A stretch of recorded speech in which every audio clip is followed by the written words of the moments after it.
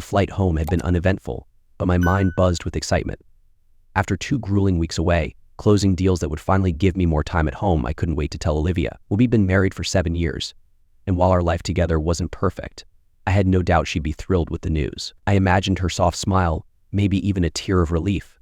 After all, this meant fewer trips, more dinners together, and no more lonely nights in bed. I pulled up to the house, our modest 2-story place just outside of town. It wasn't a mansion, but it was ours, paid for by years of hard work. I'd always believed in the value providing for the family.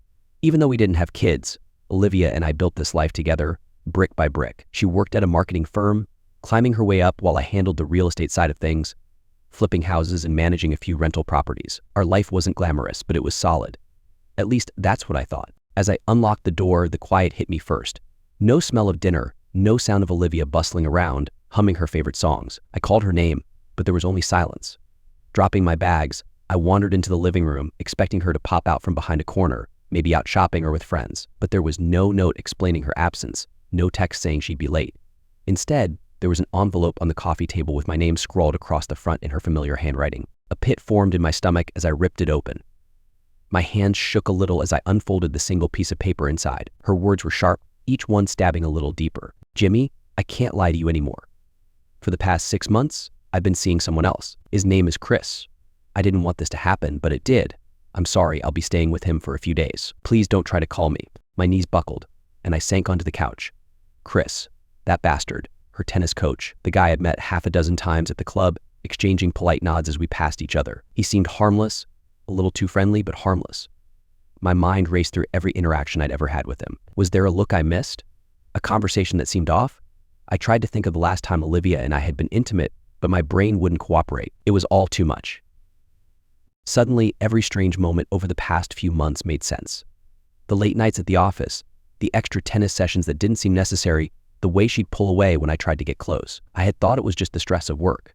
I'd even blamed myself, thinking my constant traveling was taking its toll on her. But now, staring at this letter, I realized it wasn't me. It was never me. I crumpled the note in my fist, fury mixing with heartbreak. The one person I thought I could trust, the one person I built my life around, had been lying to me for half a year. How many nights had she been with him while I was halfway across the country, trying to make things better for us? How many times had she smiled at me, knowing full well she was screwing around behind my back? I grabbed my phone, ready to call her, to scream, to demand answers. But then I stopped. What was the point? She had made her decision. Instead, I called my lawyer. The divorce was going to be quick, clean, and brutal. Olivia had no idea what she'd just lost. For the next few days, I felt like I was living someone else's life. Every time I walked through the door of her house, it was as if the walls themselves whispered her betrayal. Her perfume still lingered in the bedroom, and her clothes were neatly hung in the closet. I hadn't touched anything. I couldn't. It felt like if I moved even one thing, I'd break. I didn't want to call her. I didn't want to hear her voice. But damn it, I needed answers. What the hell had happened? I tried keeping busy, but it was like being underwater. Everything around me moved slowly, and my thoughts were murky and dark. I called in some favors at work, fast-tracking a meeting with my lawyer. I didn't want this drawn out. I didn't want to see Olivia in a courtroom, pretending like she was sorry or making excuses about how she didn't mean for any of this to happen. On the second day, I went for a drive to clear my head, ending up at the old pier where Olivia and I used to come when we were first dating. I parked the car and sat there, staring out at the water. We used to talk about everything back then. She'd tell me her dreams, her fears, how she hated feeling trapped in a life that was too small for her. I thought I could give her a life big enough to make her happy. I was wrong. For a moment, I wondered if I had been blind. Were there signs I missed? She had changed over the past year, sure, but nothing that screamed affair. A few missed dinners, more time spent working late or playing tennis. Hell, I even encouraged her to spend more time at the club. I thought it was healthy for her to have her own hobbies. I had no clue she was using that time to sneak around with Chris. Chris. The name still made my blood boil. He was always hanging around, flashing his perfect smile. God, I felt like such an idiot now. I should have seen it coming. How many times had they been together while I was out busting my ass on business trips? The thought of it made me want to punch a hole in the wall. Instead, I took a deep breath and reminded myself that soon I'd have the last word. The prenuptial agreement I had insisted on all those years ago would be my ace in the hole. Olivia didn't think I'd actually use it. We had joked about it when we signed it, back when everything felt so solid between us. This is just paperwork, I'd said, kissing her on the forehead. We'll never need it. But now, that same agreement would ensure she didn't walk away with my hard-earned money. No alimony. No house. She had made her bed, now she could lie in it, preferably with Chris in some cheap motel somewhere. But it wasn't just about the money. It was about taking control of my life again, piece by piece. Every time I thought about Olivia, I felt this gnawing sense of betrayal, and I knew I had to get away from it, from her. San Francisco, that's where I decided to go after the divorce was finalized. I had a friend out there who had been bugging me for years to come stay for a while, and now it seemed like the perfect opportunity to take him up on it. It was as far from this mess as I could get without leaving the country. The private investigator I hired was the next step. If Olivia wanted to play dirty, I was ready to match her blow for blow. The guy was good, highly recommended, and discreet. His job was simple: collect evidence of her affair. I already had the letter, but I needed more. If Chris was involved, I wanted to know everything about him. So if they had been meeting at hotels or sneaking off together, I wanted proof. Olivia was going to pay for what she'd done, so I would make sure of it. Oh, I was drowning in these thoughts when my phone rang. It was my lawyer. The prenup, she said, was ironclad. Olivia would lose everything. It felt like a win, but it was hollow. Sure, she'd get what was coming to her, but what did I have left? A house full of memories I couldn't stand, and a heart that felt like it had been stomped into the ground. There was no satisfaction in winning this fight, because I had already lost what mattered most. I stood up from the pier and watched the sunset for a while, the waves crashing below. It was peaceful in a way my life hadn't been for weeks. Months, really. I had been fighting for something that had died a long time ago. Olivia had been gone for months, maybe even longer than that, and I was just too blind to see it. Now I had to figure out who I was without her. And as the sun dipped below the horizon, I felt a strange sense of calm. A storm was coming, but I was ready. I had been waiting for this moment. The investigator I'd hired, Tom, was meticulous, and after a few weeks, he finally had something solid. "You'll want to meet me at the office," he'd said over the phone. His voice was calm, but I could sense the gravity behind his words. I didn't know what to expect, but I knew it wasn't going to be good. I'd spent too many sleepless nights going over every possibility in my head, thinking about what I'd say to her, to him, if I ever saw them together. But nothing could prepare me for what Tom had found. I arrived at his small office downtown, the kind of place where secrets go to die. The blinds were drawn, and the only light came from the harsh glow of his desk lamp. Tom was already sitting behind his desk when I walked in, a folder laid neatly in front of him. I sat down, feeling my heart pound in my chest. "Jimmy," he started, flipping open the folder, "I've got what you need." He handed me a stack of photos. At first, I didn't want to look. I'd spent weeks trying to avoid the mental images of Olivia with Chris, but there they were, captured on glossy paper. The first photo was of them at a hotel, not one I recognized. It was just a simple snapshot of them at the front desk, but it was enough to make my stomach turn. She looked happy, carefree. And him, Chris, with that same smirk I'd seen 1,000 times, had his arm wrapped around her waist like he owned her. And it clenched my jaw and flipped to the next photo. They were sitting at a small cafe, her hand resting on his. They laughed together over drinks. Where each photo was like a punch to the gut. I couldn't believe this was my wife, the woman I'd shared my life with for 7 years. The betrayal cut deep. How could she do this to me? But the worst was yet to come. The final photo showed them at the tennis club, the same place I'd visited countless times, even chatting with Chris while Olivia practiced. They were sitting in the back of his car, her legs draped across his lap, and I could barely stomach it. It wasn't just the cheating, it was the fact that she had no shame, no remorse. She didn't care who saw them together, not anymore. This was the life she had chosen. I couldn't take my eyes off that last photo. How long? I managed to ask, my voice tight. 6 months, maybe more, Tom said, leaning back in his chair. "It's been going on longer than you know, Jimmy. They've been careful, but not careful enough. 6 months. Half a year of lies, of sneaking around behind my back." Every late night text, every excuse she made about work or tennis, it all came flooding back. It wasn't just a fling. She had built a whole separate life with this guy, one where I didn't exist. I stared at the photo of them in his car, her body relaxed against his. The Olivia I knew, the woman I loved, was gone. I didn't know who this was anymore. I stood up abruptly, knocking the chair back, the room suddenly feeling too small, too claustrophobic. "I need a minute," I muttered, storming out of the office. The cold air outside slapped me in the face, but it didn't help. I leaned against the building, trying to steady my breathing, but nothing could calm the storm raging inside me. How many times had they done this? How many days had I been away, working to provide for us, while she was with him? The anger came in waves, so powerful that I felt like I might explode. I pictured them together laughing, touching, kissing, and I wanted to smash something, anything. But then, like a switch, the anger turned to a deep, painful sadness. How had it come to this? Well, we weren't always like this.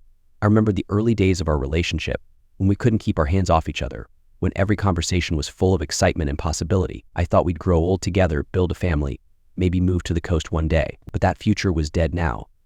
Olivia had killed it, and I was left standing in the ruins, wondering how it had all gone so wrong. I don't know how long I stood there, staring blankly at the street, but eventually Tom came out. "You good?" he asked. "No," I replied, "but I will be." We went back inside and I forced myself to sit down.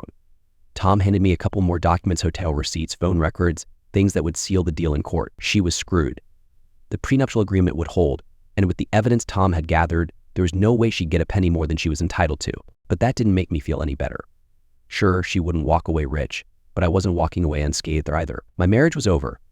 The life I'd built was crumbling, and no amount of legal victories could change that. I took a deep breath, staring at the photos one last time before shoving them back into the folder. "Thanks, Tom," I said, my voice quieter now. "This helps. It really does." He nodded. "No, it's tough, but you're doing the right thing." I stood up, folding the folder under my arm. Right or not, it's all I've got left. To drive home was a blur. I kept replaying everything in my head, how Olivia had changed over the past year, how distant she'd become. So I'd chalked it up to stress, to the pressures of work, but the truth was so much simpler. She had checked out of our marriage long before I ever realized it. And now she had Chris. When I got home, I tossed the folder onto the kitchen counter and poured myself a drink. The house felt empty, even more so than before. Her things were still here, but they didn't belong to her anymore. Nothing did. I sat down at the table, staring at the envelope she'd left me. I hadn't touched it since the day I found it, but now it just felt like a cruel reminder. She didn't even have the decency to tell me face to face. Just a letter, a coward's way out. The alcohol burned as it slid down my throat, but it was nothing compared to the pain that still gnawed at my insides. And I was done with her, done with the lies. Tomorrow, I'd file for divorce, and I wouldn't look back. The next morning, I stood in front of the courthouse with my lawyer, waiting for the formalities to begin. Filing for divorce wasn't supposed to feel like this, a mixture of relief and agony all at once. But here I was, standing on the precipice of my old life, knowing there was no going back. The papers were all in order, the prenuptial agreement was locked tight, and thanks to Tom's thorough investigation, Olivia didn't stand a chance. I had prepared myself for this day, but it still felt surreal. 7 years of marriage boiled down to a few signatures and a courtroom appearance. I glanced at my watch. Olivia wasn't late, but I wasn't expecting her to be.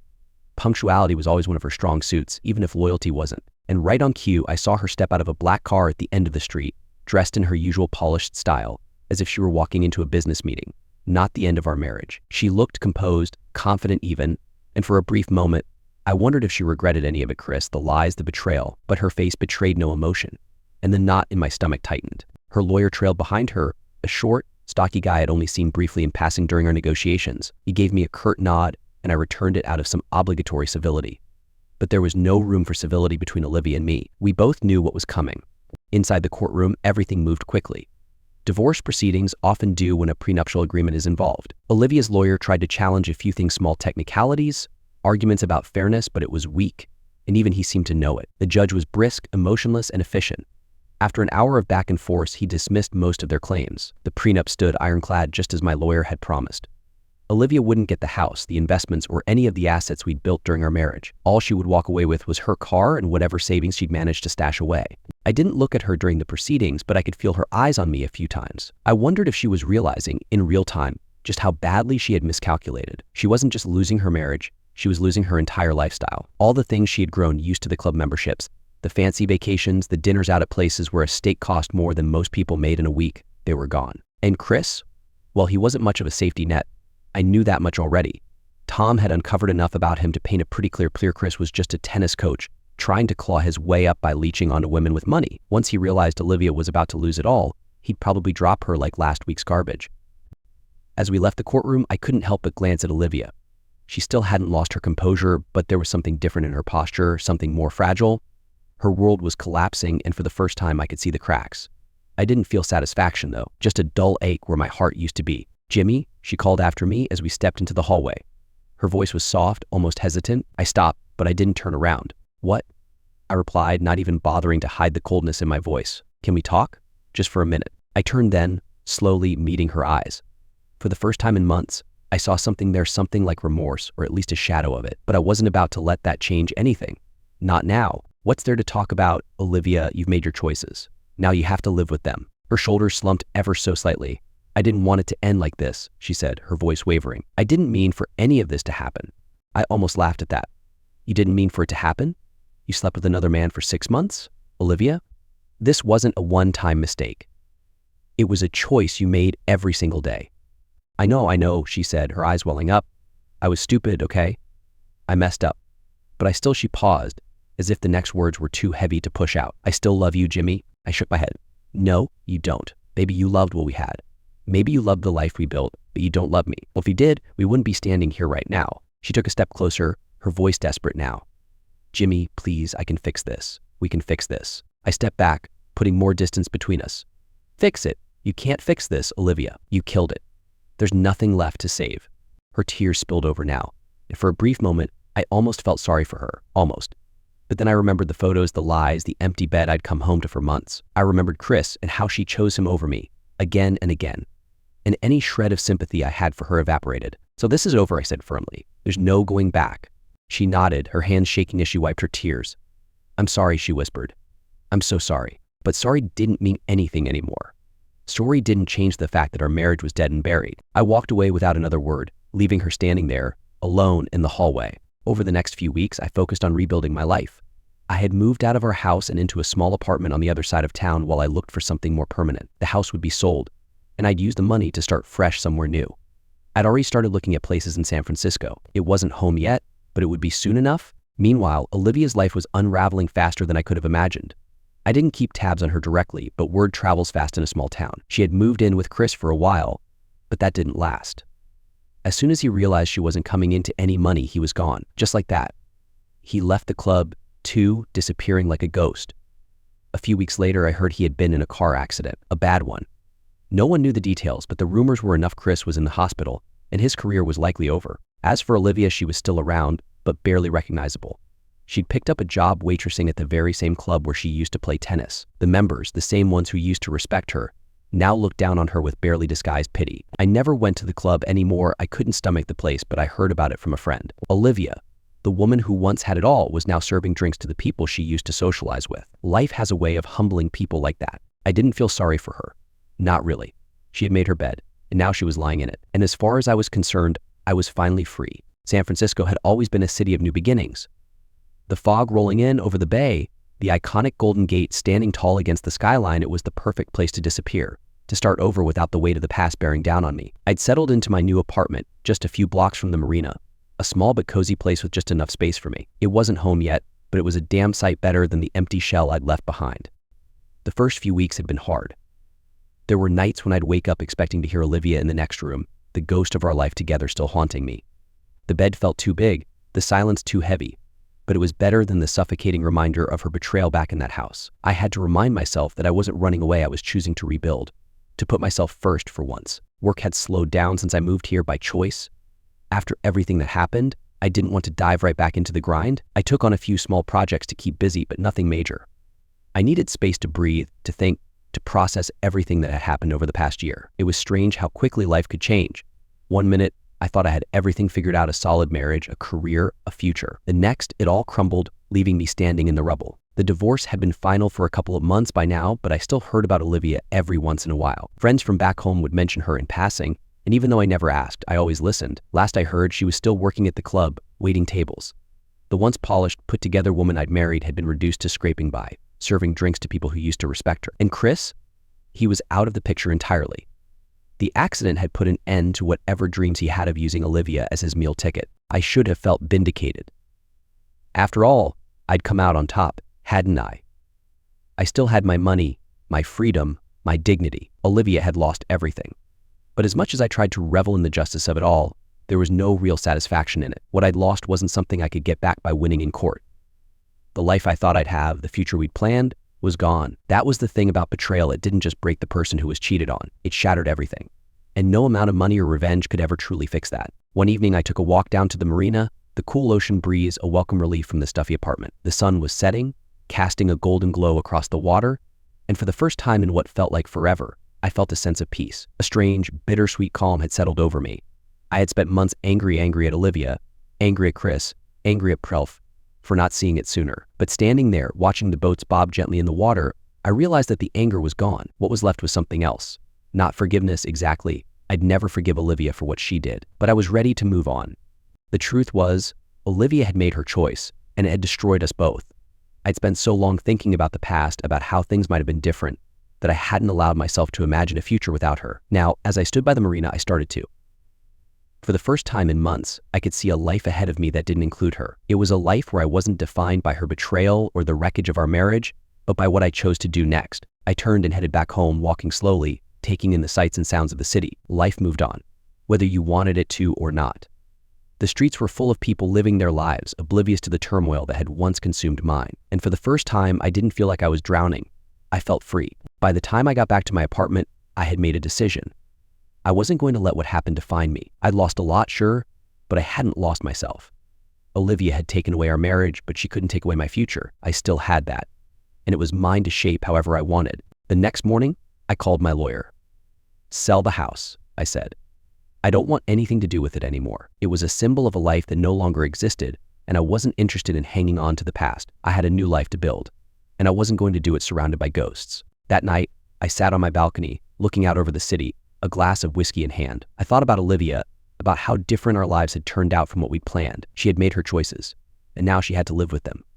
And me, I was ready to start over. It wouldn't be easy, but for the first time in a long time, I wasn't afraid of what came next. As the city buzzed around me, I leaned back in my chair and closed my eyes, letting the sounds of the night wash over me. I didn't know where I was headed, but I knew one thing for sure. I was finally free.